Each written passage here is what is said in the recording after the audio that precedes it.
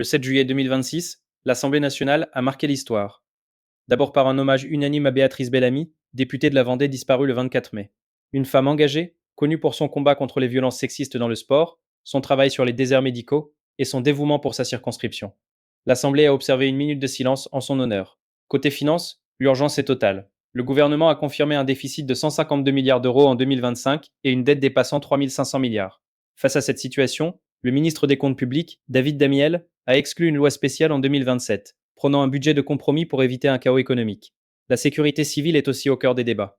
Avec des milliers d'hectares brûlés dans le sud, le gouvernement a annoncé un projet de loi pour moderniser la sécurité civile, incluant le statut des pompiers et leur financement. En attendant, 12 Canadair loués et 540 engins supplémentaires sont déjà déployés. Un autre sujet clivant, la légitime défense des forces de l'ordre.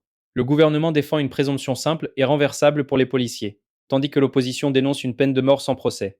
Pour les transports, bonne nouvelle. Le gouvernement a annoncé 2,5 milliards d'euros par an pour moderniser les réseaux, notamment les CRM, Services Express Régionaux Métropolitains. Face à la canicule, l'État agit. Avec 1200 à 1400 décès par jour lors des pics de chaleur, 100 millions d'euros ont été débloqués pour équiper hôpitaux et EHPAD en climatiseurs.